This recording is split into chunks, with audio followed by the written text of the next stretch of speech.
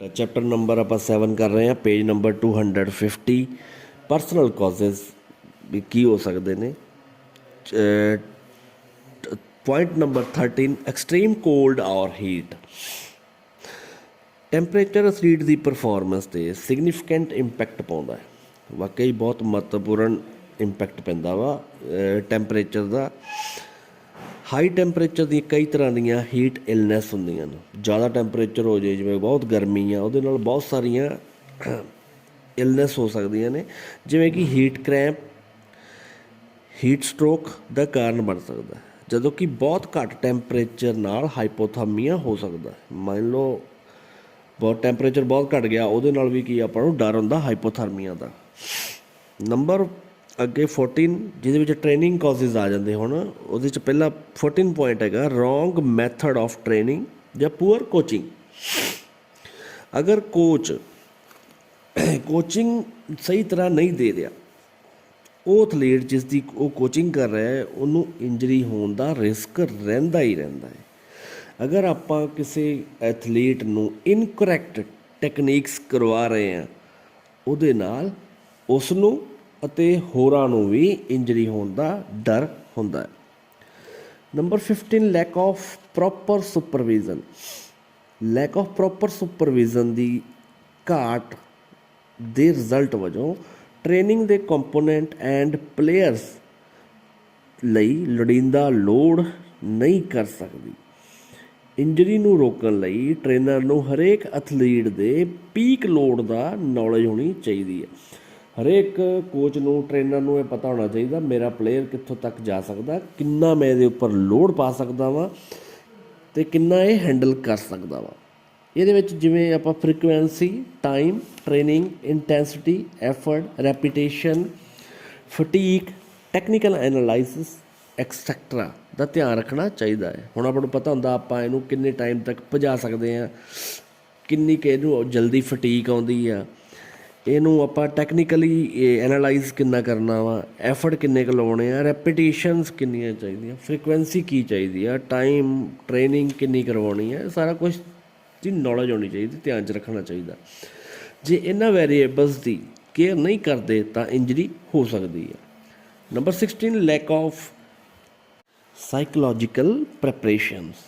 ਇਹਦੇ ਵਿੱਚ stress, anxiety, depression, eating disorder and substances use disorder ਸਮੇਤ ਕਈ ਸਾਈਕੋਲੋਜੀਕਲ ਇਸ਼ੂਜ਼ ਪਲੇਅਰ ਵਿੱਚ ਇੰਜਰੀਜ਼ ਲਿਆ ਸਕਦੇ ਨੇ।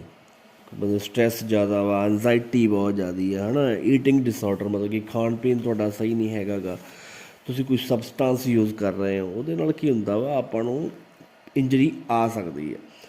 ਪਲੇ ਫੀਲਡ ਵਿੱਚ ਐਂਟਰ ਹੋਣ ਤੋਂ ਪਹਿਲਾਂ ਸਾਈਕੋਲੋਜੀਕਲ ਪ੍ਰੈਪਰੇਸ਼ਨ ਦੀ ਘਾਟ ਐਥਲੀਟ ਨੂੰ ਇੰਜਰੀ ਦੇ ਰਿਸਕ ਵਿੱਚ ਪਾ ਸਕਦੀ ਹੈ।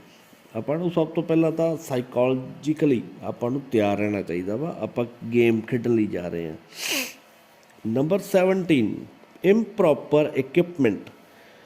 ਇੰਪਰੋਪਰ ਹੈਵੀ ਇਕੁਇਪਮੈਂਟ ਲੋਅਰ ਬੈਕ ਔਰ ਆਰਮ ਵਿੱਚ ਪੇਨ ਦਾ ਕਾਰਨ ਬਣਦੇ ਹਨ। ਥਰਡ ਫਿਟਿੰਗ ਹੈਲਮਟ ਔਰ ਸ਼ੂਜ਼ ਵੀ ਇੰਜਰੀ ਦਾ ਕਾਰਨ ਹੋ ਸਕਦੇ ਹਨ। ਕਿਸੇ ਸਪੋਰਟਸ ਵਿੱਚ ਪਾਰਟੀਸਪੇਟ ਕਰਨ ਤੋਂ ਪਹਿਲਾਂ ਇਕੁਇਪਮੈਂਟ ਨੂੰ ਹਮੇਸ਼ਾ ਚੈੱਕ ਕੀਤਾ ਜਾਣਾ ਚਾਹੀਦਾ ਹੈ। ਅਗਰ ਆਪਣੇ ਕੋਲ ਸ਼ੂਜ਼ ਸਹੀ ਨਹੀਂ ਗੇ ਤਾਂ ਵੀ ਆਪਾਂ ਨੂੰ ਇੰਜਰੀਜ਼ ਆ ਸਕਦੀ ਆ। ਅਗਰ ਆਪਣਾ ਹੈਲਮਟ ਸਹੀ ਨਹੀਂ ਗਾ, ਆਪਣੇ ਕੋਲ ਗੇਮ ਦੇ ਅਕੋਰਡਿੰਗ ਜਿਹੜੇ ਇਕੁਇਪਮੈਂਟ ਯੂਜ਼ ਹੁੰਦੇ ਨੇ ਆਪਣੇ ਕੋਲ ਉਹ ਸਹੀ ਨਹੀਂ ਗੇ, ਅਤੇ ਆਪਾਂ ਨੂੰ ਪ੍ਰੋਬਲਮਸ ਆ ਸਕਦੀ ਹੈ, ਇੰਜਰੀ ਆ ਸਕਦੀ ਹੈ। Number 18 incorrect techniques. Incorrect techniques sporting injury ਦੇ ਰਿਸਕ ਦਾ ਕਾਰਨ ਬਣ ਸਕਦੀਆਂ ਹਨ, ਅਤੇ ਨਾ ਸਿਰਫ ਤੁਹਾਨੂੰ ਇੱਕ ਗੰਭੀਰ ਇੰਜਰੀ ਹੋ ਸਕਦੀ ਹੈ ਬਲਕਿ ਤੁਸੀਂ ਕਰੋਨਿਕਲ ਇੰਜਰੀ ਬਿਲਡਅਪ ਕਰ ਸਕਦੇ ਹੋ।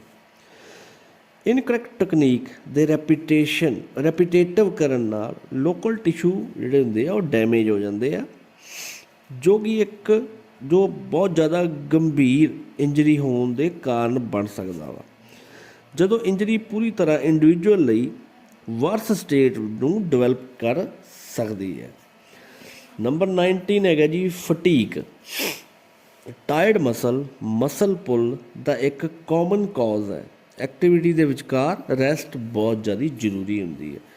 ਟਾਇਰਡ ਮਸਲ, ਥੱਕੇ ਹੋਏ ਮਸਲ ਨੂੰ ਕਰੈਂਪ ਆਉਣਾ ਬਹੁਤ ਈਜ਼ਲੀ ਆ ਸਕਦਾ, ਕੋਈ ਏਡੀ ਵੱਡੀ ਪ੍ਰੋਬਲਮ ਨਹੀਂ ਗੀ। ਇਸ ਕਰਕੇ ਸਾਨੂੰ ਰੈਸਟ ਬਹੁਤ ਜ਼ਰੂਰੀ ਹੈ।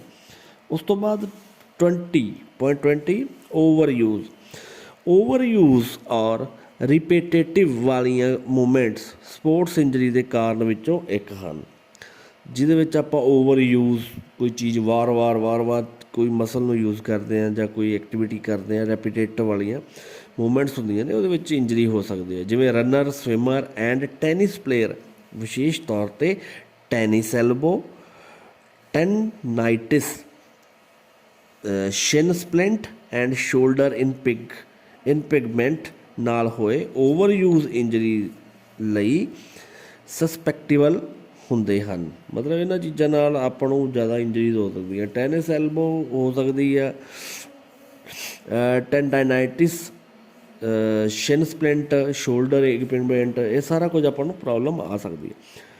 21 ਸਪੋਰਟਸ ਐਂਡ ਟਵਿਸਟਸ, ਉਹ ਸਪੋਰਟਸ ਜਿਹੜੀ ਤੇਜ਼ੀ ਨਾਲ ਰੁਕਣ ਅਤੇ ਟਵਿਸਟ ਕਰਨ ਵਾਲੀਆਂ ਮੋਸ਼ਨਸ ਸ਼ਾਮਲ ਹੁੰਦੀਆਂ ਹਨ, ਜਿਸ ਵਿੱਚ ਬਾਸਕਟਬਾਲ ਆ ਜਾਂਦੀ ਹੈ, ਜਿਮਨਾਸਟਿਕ, ਫੁੱਟਬਾਲ ਸ਼ਾਮਲ ਹਨ। ਨੀ ਐਂਡ ਐਂਕਲ ਇੰਜਰੀ ਦੀ ਇੱਕ ਹਾਇਰ ਨੰਬਰ ਨੂੰ ਅਸੀਂ ਵੇਖਦੇ ਹਾਂ।